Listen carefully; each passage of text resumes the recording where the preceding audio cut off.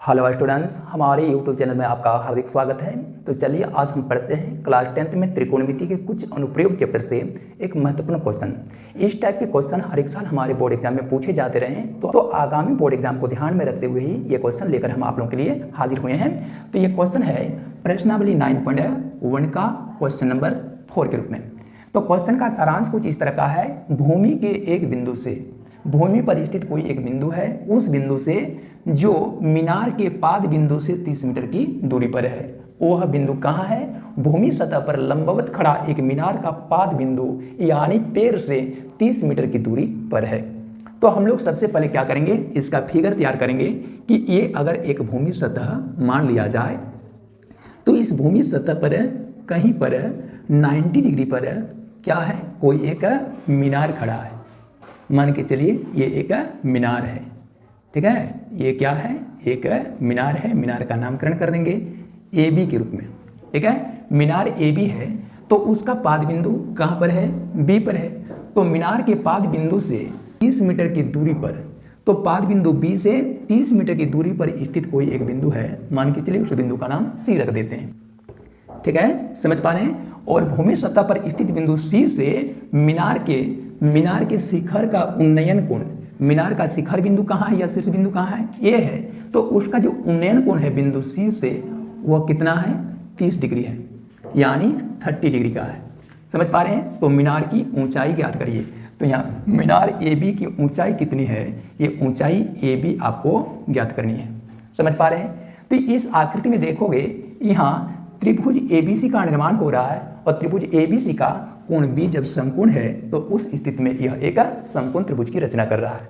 तो जैसे कि आप सभी जानते हैं कि एक समकोण त्रिभुज में समकोण के ठीक सामने की जो भुजा होती है वो कर्ण या हाइपोटेन्यूज के नाम से जानी जाती है। और त्रिकोणमिति में हम क्या जानते हैं? थीटा के सामने की जो भुजा होती है वह लंब या परपेंडिकुलर कहलाती है।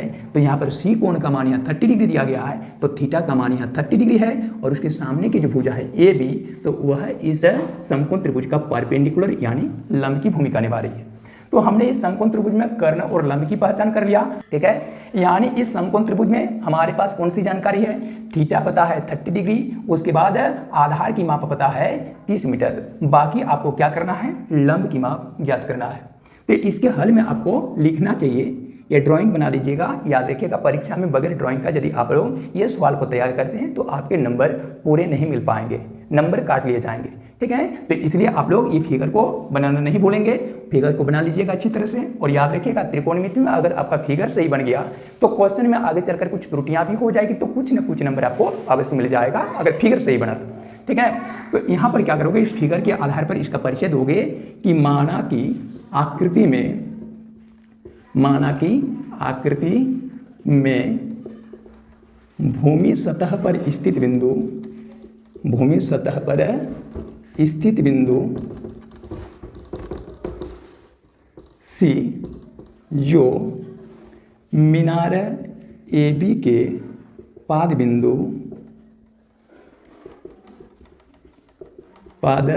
कौन सा?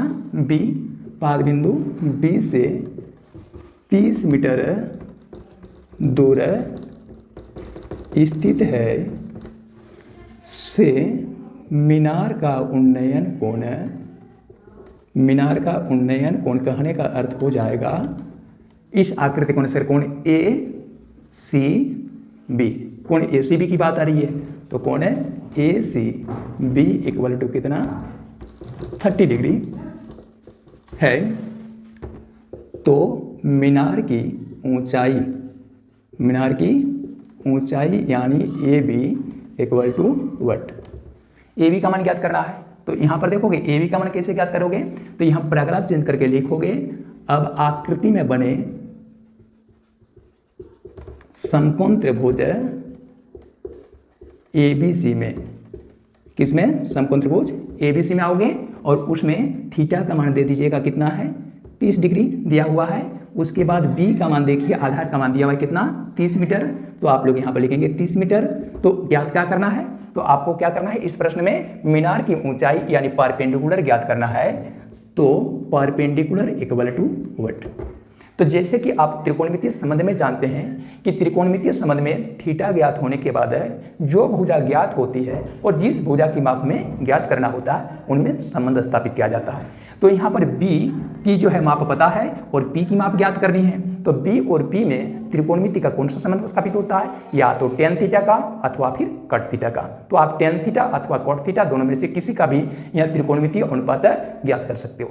ठीक है, तो अगर हम लोग tan थीटा करेंगे तो क्या हो जाएंगे अगर हम लोग tan थीटा करेंगे तो क्या होगा, tan थीटा की जगह पर कितना आ जाएगा, थीटा का मान 30 डिग्री, तो tan थीटा बराबर क्या हो जाएगा, p बाई बी। ये सूत्र होता है त्रिकोणमिति में। तो tan थीटा बराबर p बाई बी, तो p कहने का मतलब है AB और b कहने का मतलब है यहाँ पर BC।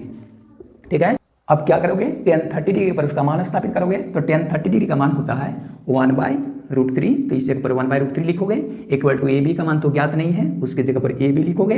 अब BC के जगह पर BC का मान ज्ञात कर दोगे, कितना, BC की जगह पर BC का मान रख दोगे 30 मीटर। अब क्या करोगे, इनका क्रॉस मल्टीप्लिकेशन कर दोगे, तो क्या हो जाएगा, AB इंटू √3, तो हो जाएगा √3AB, और उस बार में हो जाएगा 30 मीटर इंटू 1 यानी 30 मीटर। अब AB इक्वल टू जब करेंगे तो इधर होगा 30 मीटर इंटू √3 की राशि उस बार में जाएगी, बट्टी √3 बन जाएगी। अब फिर क्या करना है, हरों का परमेकरण करना है। तो चूंकि यहाँ हर की राशि है, तो हर की राशि जो है वह अपरिमेय संख्या के रूप में है, इसलिए हरों का परमेकरण करने के लिए हम लोग क्या करेंगे, AB इक्वल टू 30/√3 के ऊपर से रूट हटाने के लिए √3 को √3 से ही गुना कर देंगे। तो जब इसका रूट हटाने के लिए हर को √3 से गुना करते हैं, तो हम लोग समतुल्य भंग की प्रक्रिया में क्या जानते हैं कि किसी भी भिन्नात्मक राशि के हर को जिस राशि से गुना किया जाता है उसके अंश को भी उसी राशि से गुना करना होता है। तो यहाँ पर अंश की राशि भी √3 से गुना हो जाएगी। तो प्राप्त गुणन पर क्या हो जाएगा, तो AB इक्वल टू हो जाएगा 30 इंटू √3, 30 √3, और यहाँ पर हो जाएगा √3 इंटू √3 कितना, 3 कहें या फिर √9 कहें, क्योंकि √3 इंटू √3 तो √9, और √9 का वर्गमूल जो होता है वो 3 के रूप में प्राप्त होता है। अब देखो यहाँ पर 30√3/3 और यहाँ पर मीटर है तो मीटर आ जाएगा। अब इसमें आंसर में काट छांट करोगे, 3 के 3, 3 10 में 30, और इस तरह से AB का मान प्राप्त हो जाएगा tan√3/1 यानी tan√3 मीटर के मीटर।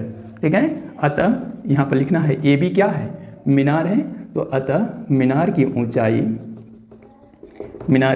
ऊंचाई जिसको हम लोग AB कहेंगे वो कितना हो जाएगा, tan√3 मीटर हो जाएगा, और उसे आप लोग आंसर कर देंगे। तो उम्मीद करते हैं आप लोगों को ये सवाल अच्छी तरह से समझ में आ गया होगा। ठीक, नेक्स्ट रोज में इसी प्रकार का अन्य कंटेंट्स लेकर हम आप लोगों की सेवा में दोबारा हाजिर होंगे। फिलहाल आज का क्लास यहीं पर ओवर करना चाहेंगे। थैंक यू, अल्लाह हाफ़िज़।